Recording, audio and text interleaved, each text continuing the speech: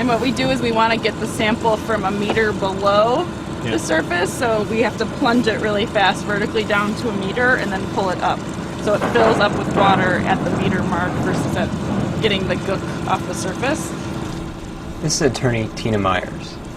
She and her crew, aboard a 16-foot Sea Dory cruiser, are collecting samples of the middle and northwest branches of the Patapsco River. Now I have the sample, and what we'll do is then pour it into the 3 bottles, the one for the bacteria, the one for the nutrients, and the one for chlorophyll. And then those go into ice in the coolers, and later we'll take all the samples to the lab for processing. Myers, a former staff attorney at the University of Maryland Environmental Law Clinic, accepted the role of Baltimore Harbor waterkeeper in March 2012. In doing so, she joined scores of other attorneys worldwide that serve as waterkeepers, river keepers, coast keepers, basin keepers, and the like. So it's kind of interesting how the waterkeepers kind of all across the country and the world tend to take law and science and use those together to advocate for water quality.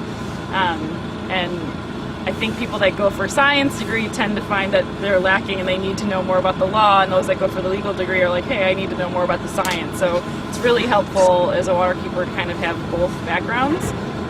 I kind of took the same approach with the science undergrad and then going for law school. I think that's really helpful when you're dealing with regulators and the polluters themselves, and just the public being able to sort of explain the legal and the scientific piece of it in an easy to understand way is really important. So. Yeah.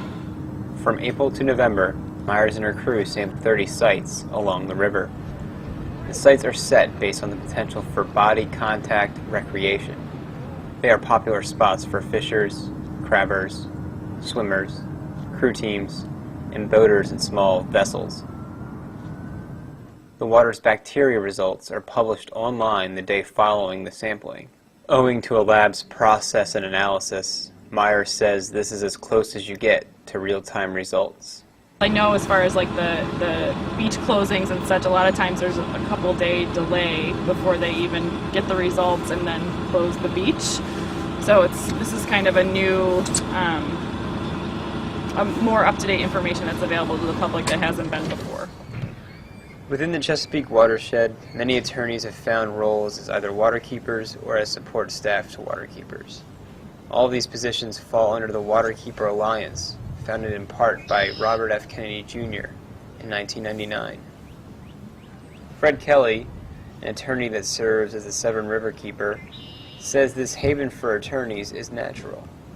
Now, the Riverkeeper program is international throughout the world. There are about 180 programs, and they virtually all have the same model, which is to use all the arsenals, all the weapons in the arsenal, including lawsuits. And that's a major distinction from all the other previous organizations that really were not as quick to go in the court to stop pollution as the Riverkeepers are. Kelly offers an example from his own career.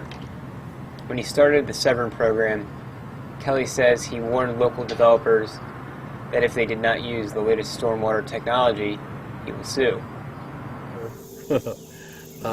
They all laughed at me, essentially, because they knew there was no money in my fighting for my river, but most of them didn't realize that that was not the issue for me personally.